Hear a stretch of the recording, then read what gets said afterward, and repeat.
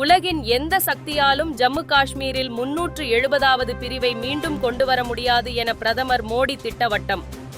பாகிஸ்தானின் அஜெண்டாவை ஜம்மு காஷ்மீரில் திணிக்க விடமாட்டோம் எனவும் தேர்தல் பரப்புரையில் உறுதி. மேற்கு வங்கத்தில் 42 நாட்களாக நீடித்து வந்த பயிற்சி மருத்துவர்கள் போராட்டம் வாபஸ். நாளை முதல் பணிக்கு திரும்புவதாக அறிவித்துள்ள நிலையில் புற நோயாளிகளின் சேவைகளை தொடர்ந்து புறக்கணிக்க முடிவு. திராவிட நாகரிகத்தை வரையறுத்த பிரிட்டிஷ் தொல்லியல் ஆராய்ச்சியாளர் ஜான் மார்ஷலுக்கு முதலமைச்சர் மு.க. ஸ்டாலின் புகழாரம். சிந்து சமவெளி பண்பாடு என்பது திராவிட நாகரிகம் என 100 ஆண்டுகளுக்கு முன் இதே நாளில் அறிவித்ததாக வலைதள பதிவு. UPSC சிவில் சர்வீசஸ் முதன்மை தேர்வு இன்று தொடக்கம். நாடு முழுவதும் 24 மையங்களில் நடைபெறும் நிலையில் தமிழ்நாட்டில் மொத்தம் 650 பேர் இத்தேர்வை எழுதுகின்றனர். சென்னை துறைமுகம் மதுரவாயல் மேம்பால பணிக்காக கூவம் ஆற்றில் கொட்டப்பட்ட கட்டிட கழிவுகளை அகற்ற வேண்டும். செப்டம்பர் 30ஆம் தேதிக்குள் தேசிய நெடுஞ்சாலைகள் ஆணையம் அகற்ற கோரி தேசிய பசுமை தீர்ப்பாயம் உத்தரவு.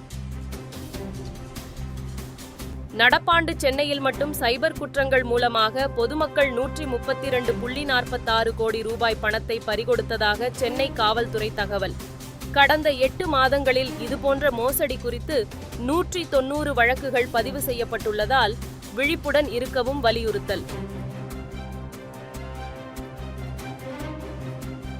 தமிழகத்தில் இன்று அதிகபட்ச வெப்பநிலை இயல்பை விட சற்று அதிகரிக்கக்கூடும் என வானிலை ஆய்வு மையம் தகவல்.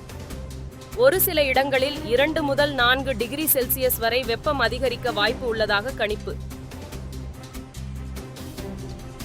நீலகிரி மாவட்டம் உதகையப்பநாடு மலைப்பகுதியில் 12 ஆண்டுக்கு ஒருமுறை பூக்கும் நீலக்குறிஞ்சி மலர்கள் பூத்து குலுங்கும் கண்கவர் காட்சி.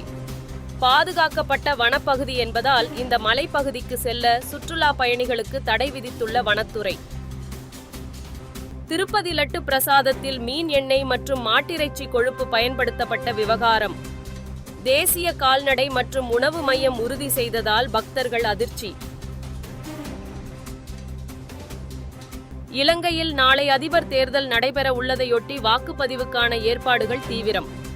மும்முனை போட்டி நிலவுவதால் வெற்றி யாருக்கு என்கிற எதிர்பார்ப்பு அதிகரிப்பு.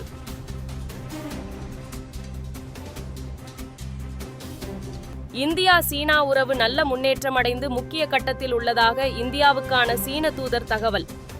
கடந்த 2 மாதங்களில் இரு நாடுகளின் வெளியுறவு அமைச்சர்களும் இருமுறை சந்தித்து பேசியதாக கருத்து. மாலத்தீவிற்கு மேலும் ஓராண்டிற்கு $50 மில்லியன் வழங்க இந்தியா ஒப்புதல். உரிய நேரத்தில் உதவி செய்து ஆழமான நட்பை இந்தியா வெளிப்படுத்தியிருப்பதாக மாலத்தீவு கருத்து. மணிப்பூரில் ராணுவம் மற்றும் போலீசாரின் கூட்டு நடவடிக்கையில் 28.5 கிலோ சக்தி வாய்ந்த வெடிகுண்டுகள் பறிமுதல். பெரிய அளவிலான பேரிடர் தவிர்க்கப்பட்டு எண்ணற்றோர் பாதுகாக்கப்பட்டு உள்ளதாக தெரிவித்துள்ள ராணுவம்.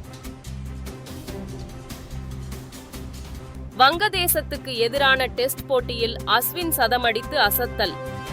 ஜெய்ஸ்வால், ஜடேஜா உள்ளிட்டோர் சிறப்பான ஆட்டத்தை வெளிப்படுத்தியதால் இந்திய அணி 339 ரன்கள் குவிப்பு. இந்தியாவில் iPhone 16 சீரீஸ் விற்பனை இன்று தொடக்கம். மும்பையில் உள்ள ஆப்பிள் ஸ்டோரில் அதிகாலை முதலே நீண்ட வரிசையில் காத்திருந்து அடித்து பிடித்து ஐபோன்களை வாங்கிச் சென்ற பொதுமக்கள்.